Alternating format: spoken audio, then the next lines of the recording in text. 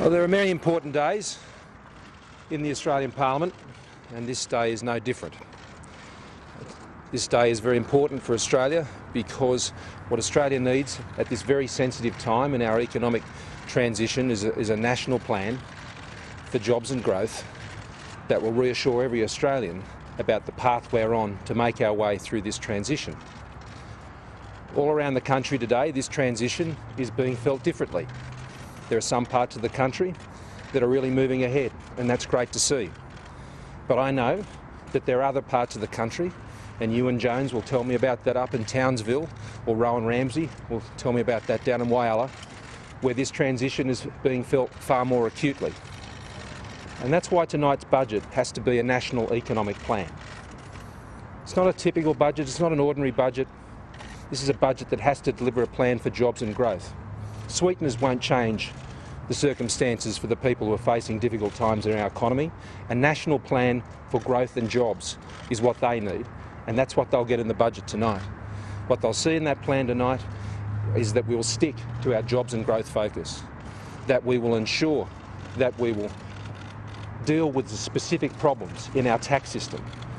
That means we can secure the future of the commitments we have to future generations, and that we will live within our means as a government, as Australian householders and businesses are doing, to ensure that we can balance the budget and reduce the debt over time. These are the key conditions that our budget will meet tonight, and that's what we will be focused on in what we'll present this evening. And so it will be an important day. It's a clear plan for jobs and growth. It's a clear plan for us to move to a stronger economy, a more diversified economy, as we continue to make this successful transition from the mining investment boom to a more diversified, strong economy today. It's not going to be an ordinary budget because the re-election of the Turnbull government depends on it, doesn't it? What this budget is about is focusing on the future economic prosperity of all Australians. And that's what's important about it, and that's what's unique about it in these very specific times. Whenever the budget is held, what is most important is that it delivers an economic plan for jobs and growth. Treasurer, Labor says that is refusing to confirm whether it will support a tax cut for those on $80,000. Is such a cut necessary and fair? Well, all I know about Labor's plans is that they have a plan to tax people more, to chase their higher and higher levels of spending. But as it was revealed last night in the official Treasury information, Labor has a gaping black hole of around $20 billion over the next 10 years on their excise proposal. And even more worrying than that is they've got a $3.2 billion hole over the budget and the forward estimates. Now, Bill Shorten said he wanted to run the country like a union. Well, he's clearly using the bookkeeping skills of unions. I mean, last night Chris Bowen sought to dismiss a $20 billion black hole as a rounding error. Now, you can't go out there and make commitments to the Australian people and not be able to back it up with how you're going to pay for it. Now, the way we are paying for our affordable commitments in health and education, the affordable commitments for health and education, is by having done the hard work on the savings that are needed to ensure that we can deliver on those commitments.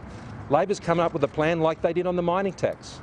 They said it would raise all this money, it would build all this infrastructure, it would change people's superannuation, it'd do all of these things. Well, it did none of those things because once again they got it wrong. What you know from Labor is they'll always want to tax you more so they can chase higher and higher levels of spending. But when it all comes crashing down, you get let down and you end up paying more. That's not what's in our plan tonight. Our plan is an affordable plan, it's a sustainable plan, and it seeks to support all Australians by driving the growth that is necessary to ensure that we make this transition successful. Does the plan also include, Treasurer, adopting a lot of Labor's tax increases? We'll announce all of our measures tonight, Mark, but the difference between us and Labor is where they increase taxes, they do that to chase higher and higher levels of spending.